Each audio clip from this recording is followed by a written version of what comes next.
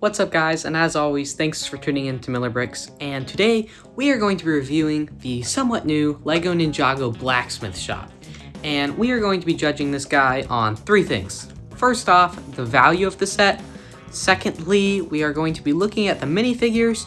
And finally, we'll do a little bit of a dive into the build. And spoiler alert, all three of these categories are absolute perfection. This is probably one of my favorite sets of the year. And without further ado, let's hop right in. Alright, so next we are going to move to the 5 minifigures of the set, plus the exclusive 15th anniversary Ninjago minifigure. So we'll start off with kind of the most basic minifigures.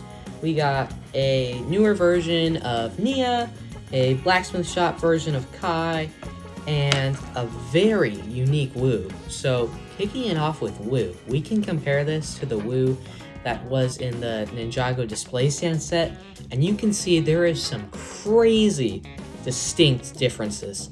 This figure is just so crazy, and I can't believe how different they went on this. In all seriousness though, this is a great figure, the exact same as the one in the Ninja display stand, but I think it gets the job done. This wasn't supposed to be something like the Guardian Dragon set, where you had a really advanced Wu, and it wasn't even canon. It was just a really great figure. And by doing this, they also prioritized their budget by doing the same minifigure that's really cheap, and then they can do other crazy things like all of these distinct anniversary figures. And I think that was a really smart decision. And moving on to Kai and Nia. Kai is probably the worst figure out of all of them. Nothing wrong with him, just nothing special except his torso and pants, and most people don't really care about a blacksmith outfit with red legs, but Kai is a great figure. He just doesn't have much special about him in my opinion. A lot of people might disagree with that, but that's just my opinion. Same hairpiece he's been using in Dragon's Rising, but yeah, pretty 5 out of 10 figure. Nothing great, nothing bad. Moving on to Nia though, she's got her, I don't remember what these weapons are called, but they were found in like season 3 when she was fighting the Overlord and stuff with the other ninja. And the only thing that bugs me about this a little is the hairpiece, but when I researched it more, they couldn't do the same one they did in original Ninjago because they had already destroyed the mold. But after playing with the set a lot and researching the minifigures, I realized that I don't mind it as much. It still is a little bit annoying, but she's also a pretty solid figure. Moving on to the 2 more exciting minifigures in the wave, we have Mia, the Elemental Master of Water before Nia. Very confusing, Mia and Nia.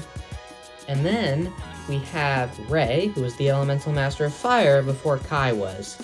So these figures are both really, really cool. And as a non-Ninjago fan perspective, you'd just be like, it's 2 millennials holding fire and water. What is so special about that?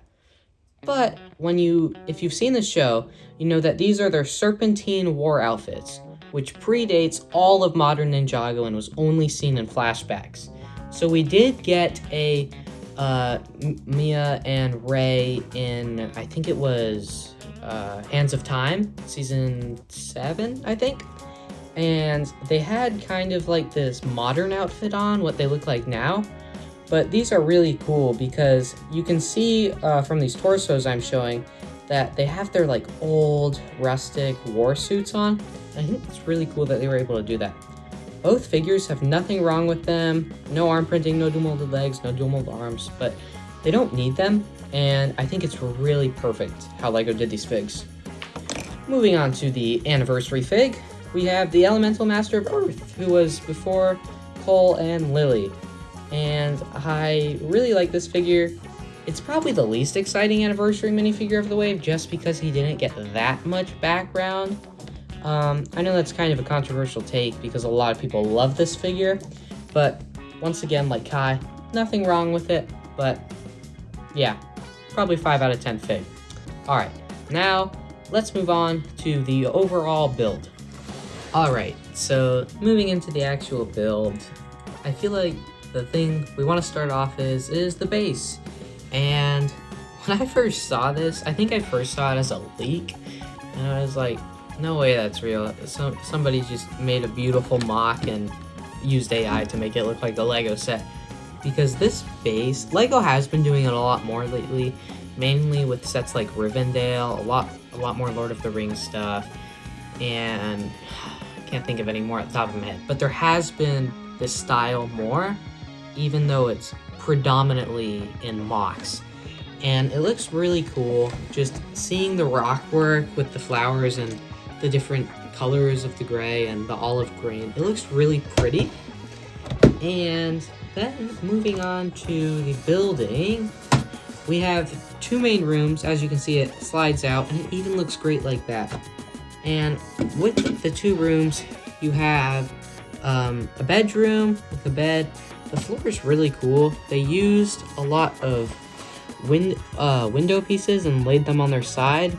I don't know the proper term for that. I'm not an expert in Asian architecture.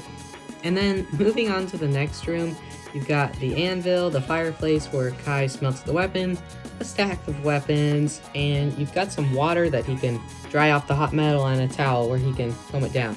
You also have this really cool Season 7 Hands of Times helmet that the Crux and Acronics used for their Snake Samurai.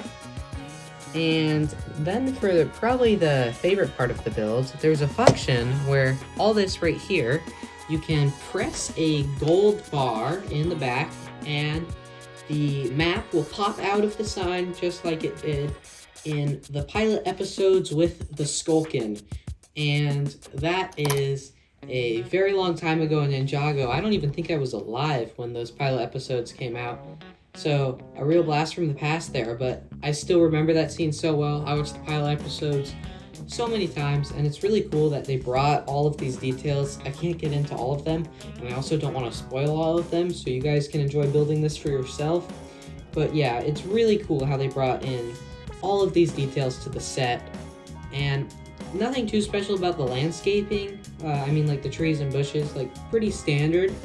But the build is absolutely incredible, and there's a ton of details, so I don't want to spoil all of them for you. One of my favorite sets of the year.